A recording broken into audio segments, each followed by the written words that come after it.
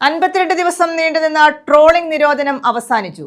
നിരോധന സമയത്ത് കടലിൽ പോകാതിരിക്കാനായി നീണ്ടകര പാലത്തിന് കുറുകെ കെട്ടിയ ചങ്ങല അഴിച്ചു മാറ്റിയതോടെയാണ് ജില്ലയിലെ ബോട്ടുകൾ കടലിലേക്ക് ഇറങ്ങിയത്. 900 ബോട്ടുകളാണ് ജില്ലയിൽ മത്സ്യബന്ധന മേഖലയിൽ പ്രവർത്തിക്കുന്നത്. 52 ദിവസം നീണ്ടുനിന്ന ട്രോളിംഗ് നിരോധനം വ്യാഴാഴ്ച രാത്രി അവസാനിച്ചതോടെ പ്രതീക്ഷയോടെ മത്സ്യത്തൊഴിലാളികൾ കടലിലേക്കിറങ്ങി.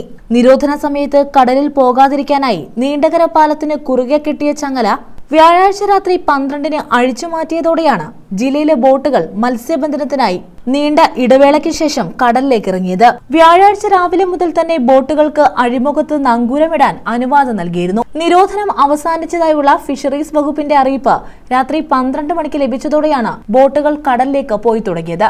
ഈ സീസണിൽ ലഭിച്ച ശക്തമായ മഴയിലും മികച്ച കാറ്റിലും കടൽ നന്നായി ഇളകിയതിനാൽ ചാകരക്കോള് ലഭിക്കുമെന്നാണ് മത്സ്യത്തൊഴിലാളികളുടെ പ്രതീക്ഷ. ട്രോളിംഗ് നിരോധനം അവസാനിച്ചതിനാൽ മത്സ്യബന്ധന മേഖലയ്ക്കാകെ ഉണർവുണ്ടാകുമെന്ന പ്രതീക്ഷയിലാണ്. കുതിച്ചുയർന്ന മീൻ വിലയിലും ഇതോടെ മാറ്റമുണ്ടായേക്കും. News bureau, Chavara.